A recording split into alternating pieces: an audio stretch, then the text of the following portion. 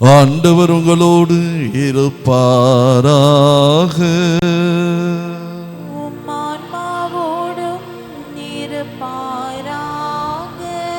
புனித மத்தேயு எழுதிய பரிசுத்த நற்செய்தியிலிருந்து வாசகம்.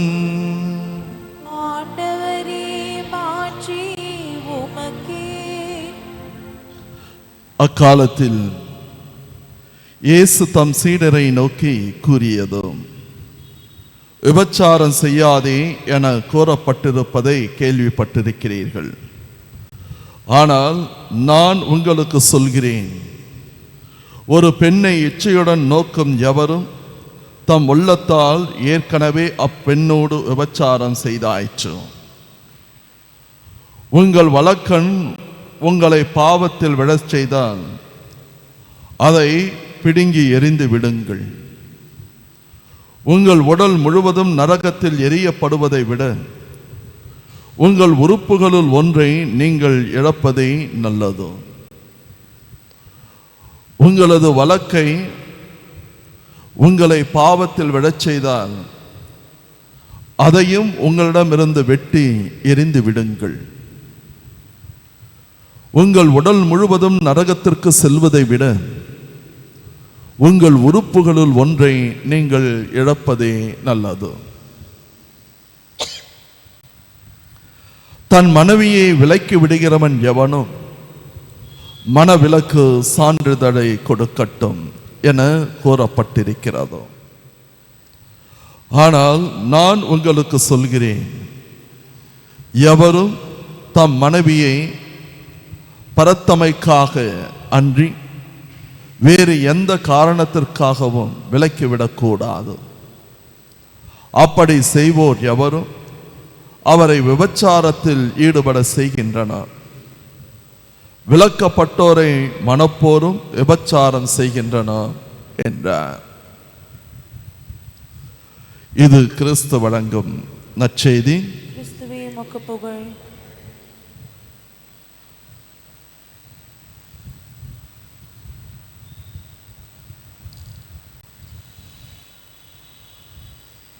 இறையேசுவில் அன்பார்ந்த சகோதர சகோதரிகளே, இன்றைய வாசகங்கள் இரண்டுமே இரண்டு முக்கியமான கருத்துக்களை எடுத்து சொல்லுகின்றது. ஒன்று, கடவுளால் அழைக்கப்பட்டவர்கள் அலைகழிக்கப்பட்டாலும் அவர்களோடு கடவுள் இருப்பதினால் எழுந்து நிற்பார்கள் என்கின்ற கருத்து. இரண்டாவது, நற்செய்தி வாசகத்திலே தனி மனித வாழ்க்கை எப்படி வாழ வேண்டும் என்பது நமக்கு எடுத்து சொல்லப்படுகின்றது. பட்டினத்தாரை பற்றி தமிழ் சான்றோர்கள் பல இடங்களிலே சொல்லி இருக்கின்றார்கள், நாமும் வாசித்திருப்போம். கோடிக்கணக்கான செல்வத்திற்கு அதிபதியாக இருந்தவர் அனைத்தையும் விட்டுவிட்டு கோவணத்தை கட்டிக்கொண்டு சந்நியாசத்தை மேற்கொள்கின்றார். எந்த அளவுக்கு அவர் சந்நியாசத்தை மேற்கொண்டார் என்றால், கையிலே திருவோடு கூட வைத்திருக்க மாட்டாரா? ஏன் நீங்கள் திருவோடு கூட வைத்திருக்கவில்லை என்று கேட்டால் அவர் சொல்வாரா, அதுவும் ஒரு சொத்து தானே, அது எனக்கு தேவையில்லை என்று சொல்லி ஒரு மாபெரும் துறவியாக வாழ்ந்தவர் தான் பட்டினத்தார். அவர் கிண்டலாக தன்னுடைய நண்பராக இருந்த பக்தகிரியை கிண்டல் செய்வாராம். ஏனென்றால் அவருடைய நண்பரான இந்த பக்தகிரி கையிலே திருவோடு வைத்திருப்பார். அதனால் தன்னுடைய நண்பரை பார்த்து சொல்வது உண்டோ, அவன் குடும்பஸ்தன் எவ்வளவு சொத்து வைத்திருக்கின்றான் பாருங்கள் என்று. அந்த அளவுக்கு தன்னுடைய துறவரத்தையும் வாழ்க்கையையும் வாழ்ந்து கொண்டிருந்தவர் பட்டினத்தார். ஒரு நாள் களைப்பிலே ஒரு மரத்துக்கு அடியிலே தூங்கிக் கொண்டிருக்கின்றார். அப்படி தூங்கிக் கொண்டிருக்கின்ற பொழுது பக்கத்தில் வரப்பு வயலில் படுத்து தூங்கின்னு இருக்கிறாரு. அப்படி தூங்கின்னு இருக்கிறப்போ வரப்பு ஒன்று இருக்கு. அதனால் அவர் என்ன பண்ணுறாரு, தன்னுடைய தலையை வரப்பில் வச்சுட்டு படுத்து தூங்குறார் மரத்துக்கு அடியில். அந்த நேரம் பார்த்து 2 பெண்கள் அந்த பக்கம் போகிறாங்க.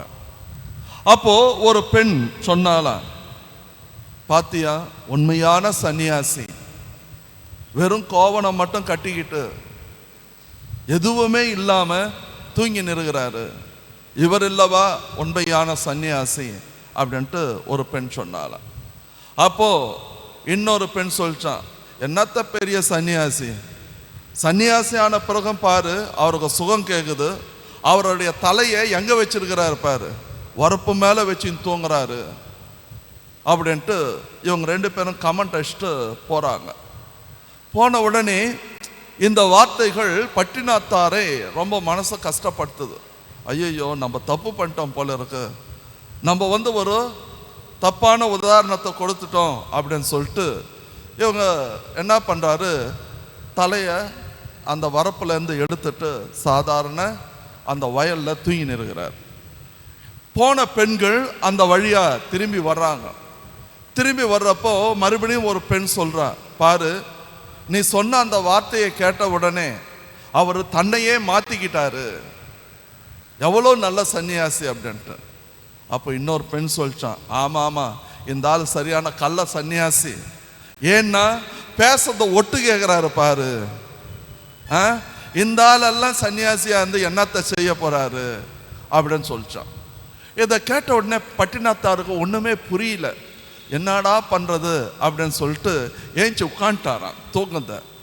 இதை எதற்காக சொல்லுகின்றேன் என்றால், ஒரு உண்மையான சன்னியாசியாக இருந்தாலும் இந்த உலகம் எந்த கண்ணோட்டத்தோடு பார்க்கின்றதோ என்பதோ நமக்கு எடுத்து சொல்லப்படுகின்றதோ. நல்லா இருந்தாலும் இப்படி பேசுவாங்க, வேற மாதிரி இருந்தாலும் வேற மாதிரி பேசுவாங்க. இதை தான் புனித சின்னப்பர் தன்னுடைய முதல் வாசகத்திலே அழகாக எடுத்து சொல்லுகின்றார். இதோ நான் என்னுடைய வாழ்க்கையிலே பல துன்பங்களை சந்தித்து கொண்டிருக்கின்றேன், ஆனால் நான் குழப்பமுற்றாலும் நம்பிக்கை இழப்பதில்லை, நான் துன்புறுத்தப்பட்டாலும் கைவிடப்படுவதில்லை, நான் வீழ்த்தப்பட்டாலும் அழிந்து போவதில்லை, காரணம் இயேசு கிறிஸ்து. எவ்வளவோ நம்பிக்கையான வார்த்தைகள். அப்போஸ்தல பணி 26வது அதிகாரத்தை நாம் எடுத்து வாசித்தோம் என்றால், புனித சின்னப்பா அக்கிரிப் மன்னனுக்கு முன்னால் நிற்கின்றார். அப்படி நிற்கின்ற பொழுதோ அவர் தன்னுடைய வாதத்தை எடுத்து சொல்லுகின்ற பொழுது அவர் அழகான ஒரு வார்த்தையை சொல்லுவார், நான் எவ்வளவு துன்புறுத்தப்பட்டாலும் உங்களுக்கு நற்செய்தியை நான் அறிவிப்பேன், உங்களுக்கு நான் நற்செய்தியை அறிவிப்பேன். ஆகையால் துறவற வாழ்க்கை என்பதோ அழைக்கப்பட்டவர்களுடைய வாழ்க்கை என்பதோ இயேசு கிறிஸ்துவை அறிவித்துக் கொண்டே இருப்பதோ, என்ன நடந்தாலும் சரி. அதை தான் இன்றைய வாசகம் நமக்கு சொல்லுகின்றது. காரணம் ஆண்டவர் நம்மோடு இருக்கின்றார். புனித சின்னப்பா அதைத்தான் ஆணித்தரமாக சொல்லுகின்றார். இதோ என்னுடைய கடவுள் எல்லா சூழ்நிலைகளிலும் என்னோடு இருக்கின்றார், அதை நான் என்னால் மறக்கவே முடியாது, ஆகையால் நான் போதித்துக் கொண்டேதான் இருப்பேன் என்று கூறுகின்றார். நற்செய்தி வாசகத்துக்கு வருகின்ற பொழுதோ நமக்கு தனி மனித ஒழுக்கத்தை பற்றி அழகாக எடுத்து சொல்லி இருக்கின்றது. ஒரு பங்குல ஒரு பங்கு சாமியார் இருந்தார். அந்த பங்குல ஒரு நபர் இருந்தார். அந்த பங்கு சாமியார் இவர் நல்ல திக் ஃப்ரெண்ட்ஸ் ஆயிட்டாங்க. ரொம்ப ஃப்ரெண்ட்லியாக பேசிக்குவாங்க. நல்ல அவர் வீட்டுக்கு அடிக்கடி போவார், இவர் வருவார், ரொம்ப திக் ஃப்ரெண்ட்ஸ் ஆயிட்டாங்க. அப்போது ஒரு நாள் பங்கு சாமியார்கிட்ட வந்தார். வந்து சொன்னார், ஃபாதர் திருச்சபை ரொம்ப ஓர வஞ்சனை பண்ணுது அப்படின்ட்டு. பங்கு சாமியார் அவரை பார்த்து கேட்டாரு, அப்படி என்னப்பா ஓர வஞ்சனை பண்ணதோ அப்படின்னா. இதை பாருங்க, நீங்க சின்ன சாமியாரா இருந்தீங்க. சின்ன சாமியாரா இருந்தப்போ உங்களுக்கு வேற யாராச்சும் அசிஸ்டன்ட் பேரிஷ் பீஸ் கொடுத்தாங்களா? கொடுக்கல. நீங்க பெரிய சாமியாரா ஆயிடுறீங்க. ஆயிட்ட உடனே என்ன செய்யறாங்க? ஒரு அசிஸ்டண்ட்டை கொடுக்குறாங்க. சரி, அதுக்கு என்ன இப்போ? இல்லை, எங்களுடைய வாழ்க்கையிலும் நாங்கள் சின்னவங்களா இருக்கிறப்போ ஒருத்தரை கல்யாணம் பண்ணுறோம். நாங்கள் பெரியவங்க ஆன பிறகு எல்லா வேலையும் செய்ய முடியல, எங்களுக்கும் ஒரு அசிஸ்டண்ட்டை கொடுத்தா என்ன அப்படின்னு கேட்டாங்க. யார் அசிஸ்டண்ட்டு? ஒரு சின்ன வீடு தான் அப்படின்னாங்க. யோ, நீ எங்கே வர்றன்னு எனக்கு தெரியும். திருமண வாழ்க்கை என்பது வேற, துறவற வாழ்க்கை என்பது வேற.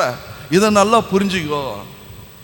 ஒன்று, நீ திருமண வாழ்க்கையில் உனக்கு அசிஸ்டண்ட் வேணும்னா நான் ஒரு நிகழ்ச்சியை சொல்கிறேன், இதை நல்லா புரிஞ்சுக்கோ அப்படின்னாரு. என்ன நிகழ்ச்சி ஃபாதர்னு கேட்டவொன்னே அவர் சொன்னார், ஒரு 60 வயசானவன் ஆசைப்பட்டு 2வது கல்யாணம் பண்ணான். 2வது கல்யாணம் பண்ண உடனே அவருடைய முதல் மனைவிக்கு கோபம் வந்துடுச்சு. கோபம் வந்ததுனால, நீ எப்படியா நீ 2வது கல்யாணம் பண்ணலான்னு சொல்லிட்டு அவரை உட்கார வச்சுக்கிட்டு, அவர் தலைமுடியில் கருப்பாக கொஞ்சம் முடிங்கி இருந்தது பார்த்தியா, அந்த முடியை ஒன்னொன்னா பிடுங்கிச்சு. ஏம்மா அதை பிடுங்குறன உடனே அந்த அம்மா கேட்டுச்சான், சொல்லிச்சான், நீ இந்த கருப்பு முடி இருக்கிறதுனால தானே நீ இன்னும் சின்ன பையன் சொல்லி நிறுகிற, அதனால தான் இதை நான் பிடுங்குறேன் அப்படின்ட்டு பிடுங்கிச்சு.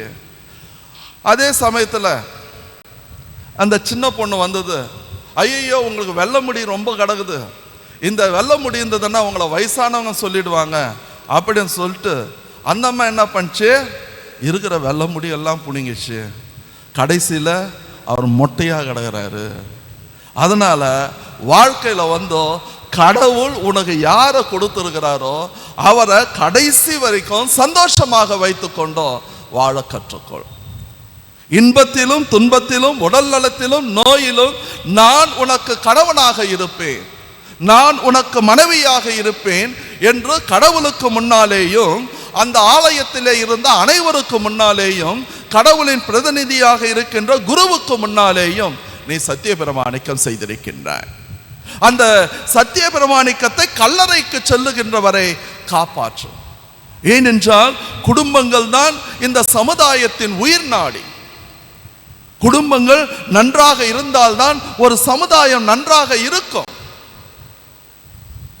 குடும்பங்கள் சிதைந்து போனதென்றால் அந்த சமுதாயத்திலே எந்த ஒரு ஒழுக்கத்தையும் நாம் கொண்டு வர முடியாது. இன்றைக்கு 2K கிட்ஸ் அப்படின்னு சொல்லிட்டு என்ன வேணாலும் செய்யலாம் என்கின்ற கலாச்சாரம்.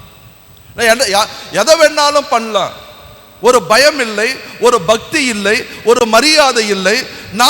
நான் மட்டும் சந்தோஷமாக இருக்க வேண்டும், யார் எக்கேடு கெட்டாலும் எனக்கு அதை பற்றி கவலை இல்லை, நான் என்னுடைய வாழ்க்கை நீ யாரு தீர்மானிக்கிறது என்கின்ற ஒரு கேடு கெட்ட இளைய சமுதாயம் வளர்ந்து கொண்டிருக்கின்றது. இதை குறித்து நாம் அனைவரும் பெருமை கொள்ள முடியாது, வெட்கப்பட வேண்டும், வெட்கப்பட வேண்டும். பல நேரத்தில் it is my individual freedom என்று சொல்லிக்கொண்டோ எது உண்மையான சுதந்திரம் என்பதையே மறந்துவிட்ட ஒரு கலாச்சாரம் இன்றைய சமுதாயத்திலே வளர்ந்து கொண்டிருப்பதை பார்க்கின்ற பொழுதோ இது எங்க போய் முடிய போதோ என்கின்ற ஒரு கேள்வி எழுகின்றது. இன்றைக்கும் இயேசு கிறிஸ்து எவ்வளவு அழகாக ஒரு தனி மனித ஒழுக்கத்தை பற்றி சொல்லுகின்றார்.